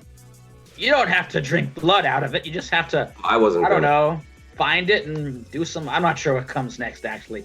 I'm just a groundskeeper. So we sneak out of class tomorrow. That's correct. And then we go down and we have to break into a place and find a skull and drink possibly blood. And then I she s- falls over Oh dear. Oh dear. because she got too catchers or excited. something. Yeah, I I would see. say I that see you catcher. Yeah, Yeah. you better hold on to that one, Mr. Kelly. Oh yeah. And Ravitz, you can go back to the docks if you wish, but if you don't get rid of the Earl King, he'll be chasing your soul across the night sky before long. Come on, Rabbits, you saw that thing. You're in this now, with the rest of us. Just out of character, rabbits gave up the whole childhood spook long ago because fists in the face got rid of that sort of thing real early. Oh yeah. So he's having a hard time processing this. My brains aren't the best. I believe in myself to do things, but don't get me wrong. What I said is what I said. I'm not going to leave you kids, Yeah. And he's older than me, so I'm About much. definitely going to go with him. If he says he's going, I'm going with him. All right. Holy hell. Hey, Desdemona's recovered a little, perhaps. Mr. Kelp, you wouldn't happen to know if we need keys for that, and if so, you wouldn't happen to have any of those keys. There's places on this school that even I can't go to. Hmm. You'll just have to find a way through. All right, then. Sure, we can talk our way out of any trouble. Might be able to do something with, like, the hinges or something. All right, so I think unless there's anything else you guys want to do out here in the spooky woods, we can cut ahead to the next day after you've Sure. gotten some sleep. Ravitz, where do you think you sleep on the campus? Is there a guest hall? I mean, yeah, I don't think they let you use it, though. Okay, and I'm gonna crash on the floor if I can. If not, Hey, there's some I think warm straw in the stables. You can enjoy that, perhaps. There we go. That works. The Either that polo or team. I don't mind him staying with me. That's So- probably a lot better. Yeah. And the rest of you guys head back to your dormitories. It's already lights out. You just go into your sleeps. Isaac, you hear Connor whimpering for a while, terrified, but he does go to sleep after a while. You're probably also in a similar state. Kind of. So the mundane terrors I can handle. The supernatural ones, oh boy. Lots of nightmares of just endlessly running from this weird, insubstantial antlered figure floating after you. But the morning does come. You get some breakfast, more gruel. This time with a little bit of salt as maybe a treat. Oh, joy. Yeah. Maybe next time we'll get some pepper with it as well. Desdemona's going to try to talk the lunch person into giving her a little bit of something extra again. All right, I'll make you roll for it. Huh? I think I won't make you roll for it. I think you have a good enough rapport. No need. He just gives you the pudding. Thank you ever so much. And then it's time for your first class. Ravitz and Brian, you're probably working around the school, so you don't really have to. Kelp will let you go. But how do Isaac and Desdemona slip away from their class, which I'll say is like ciphering, or maybe it's like Latinate conjugations, pre-romantic poetry, everything that you need to be successful in today's world, of course. And it is actually, why am I blanking on the name here? Let me go down to the characters here. Miss Sylvia Signet is teaching this one. Huh. Oh, so maybe it's the civility and comportment class. Yeah, so Miss Signet, she's probably maybe one of the kinder ones. She doesn't go straight to the paddle for disciplinary measures, but also pretty no nonsense. So how are you going to sneak out? So are we in the same class or separate classes? I'll say you're all in the same class. Okay. I do have an idea, unless you got one, Kat. I have an idea, but I'm game to hear yours first. Okay. In that case, Isaac is going to tell a bald-faced lie. Oh boy. All right, let's hear it.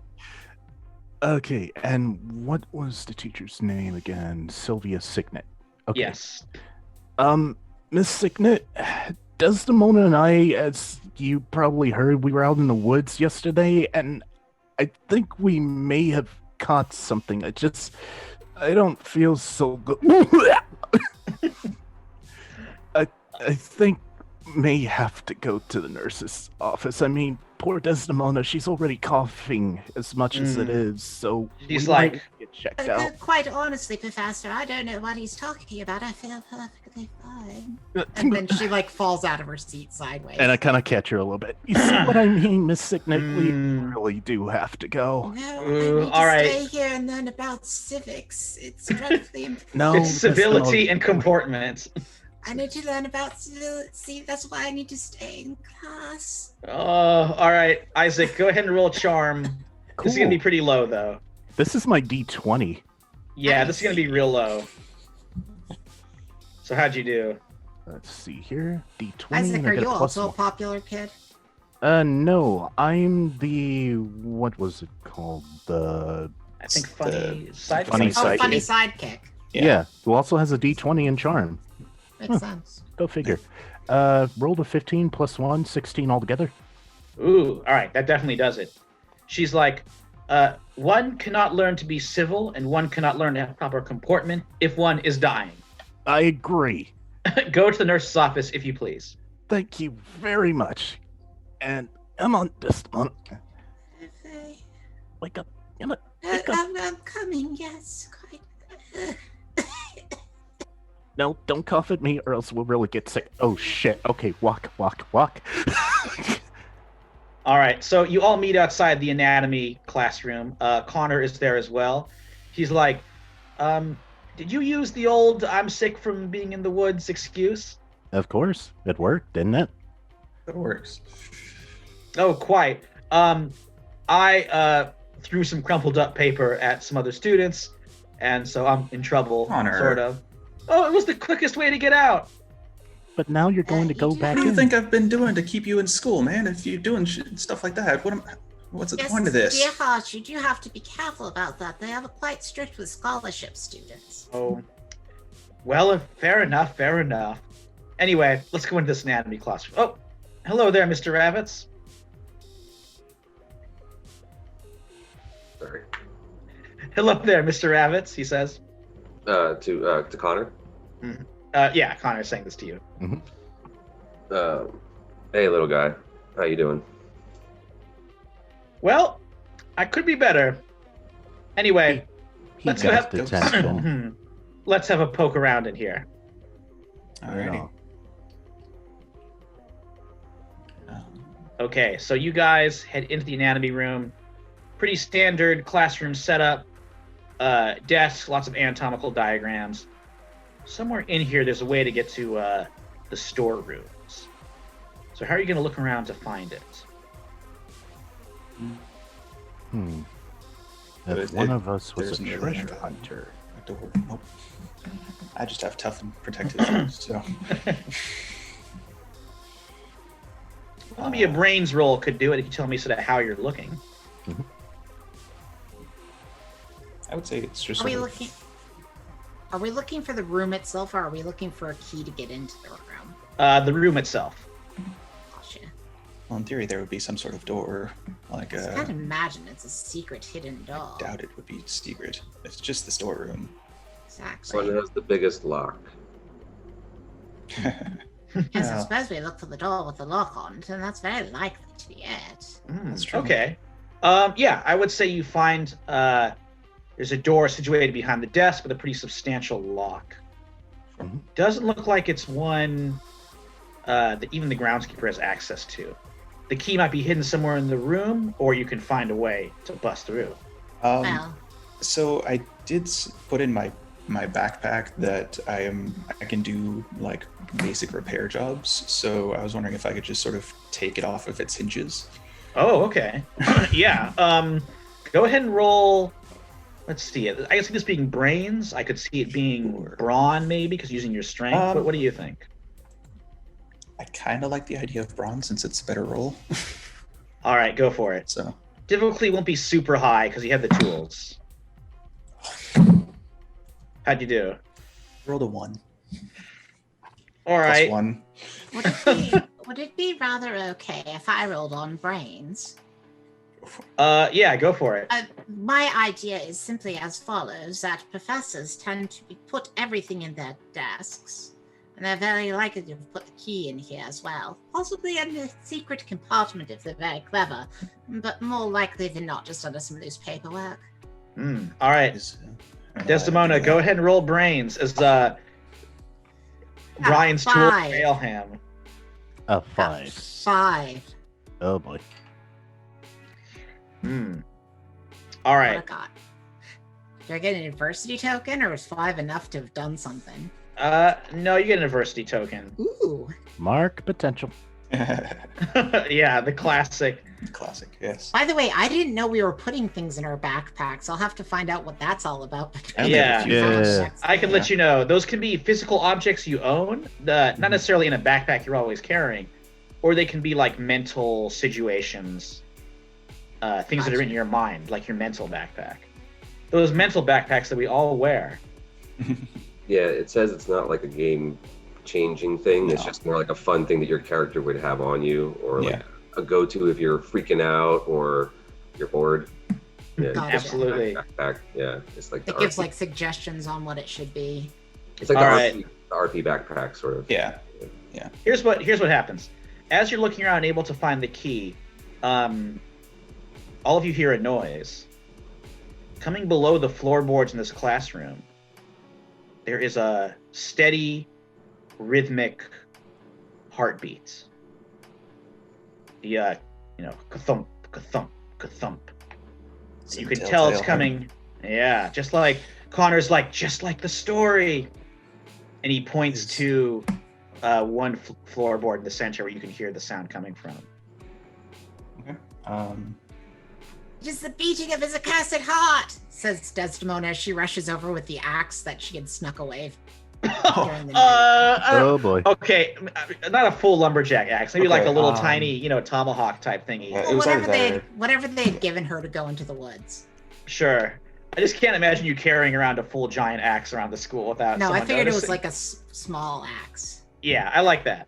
I just thought it would be funny if she still had the axe from last night, as we never said that we gave them It was back. either that or Yeah, the you pocket can put knife that- I always carry. So. You can put that in your backpack if you want. Sure. Also, you can fit rather a lot of things up a Victorian dress All right. and have nobody notice. I could actually have a full axe up there and nobody would even know. But All right. Still. So Desdemona, are you just hacking at the floorboards? yeah, she has nothing in brawn or fight though. I mean, it is just wood. Go ahead and roll and see what happens. What am I rolling? Brawn? I Yeah, would say so. Yeah. I got a 4. Hey. it explodes, right? Oh no, that would if my fight. I've got a D6 in brawn. Oh, okay. Oh.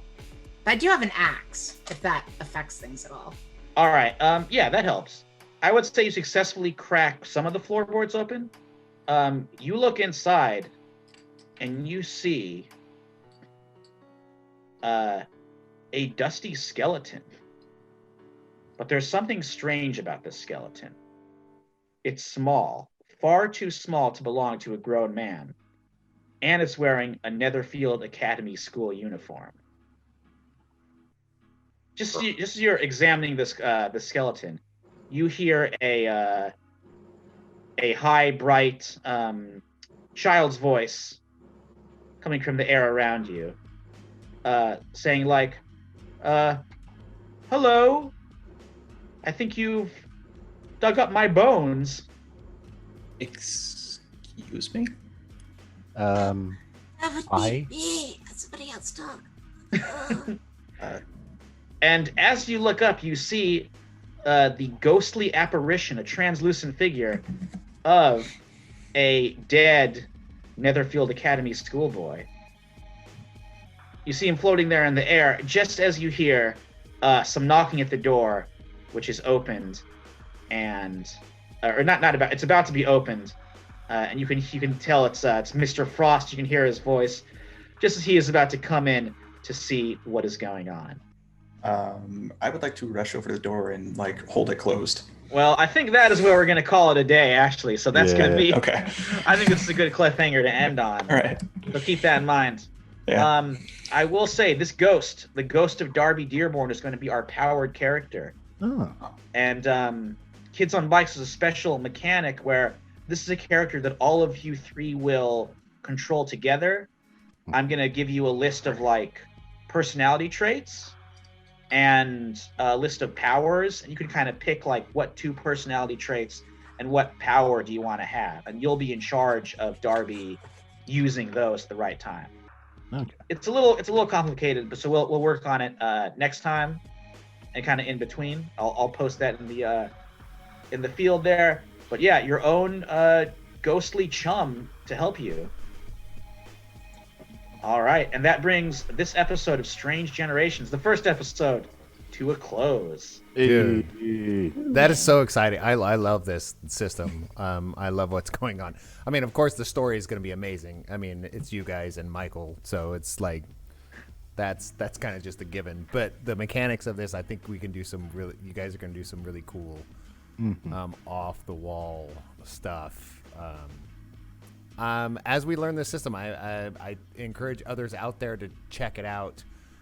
Kids on Bikes, make sure and check out everything that's going on with them. I reached out. They have some great expansion packs out there. Yeah, they got and a lot of teens in space, kids on brooms.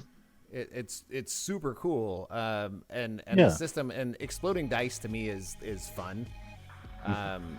Different take on critical hits. Yeah, it's a cool play on that, and I've always been a big fan of exploding dice, so I am really excited about this.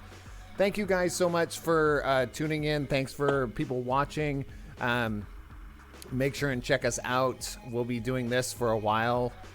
This is our new series that Michael has been working on, and so far I am super intrigued by this. So make sure and tune in next Tuesday, because we will be here same time with the next episode of this first series. And until then, make sure and pull up a chair and make time to tabletop. I think it's working better. It's working so good. better. Much better. I don't know why I'm doing this. I'm milking an imaginary cow. I love it. Oh, I'm into it. It's good. All right. See you guys. Have a good week. Good night, everybody. Nah.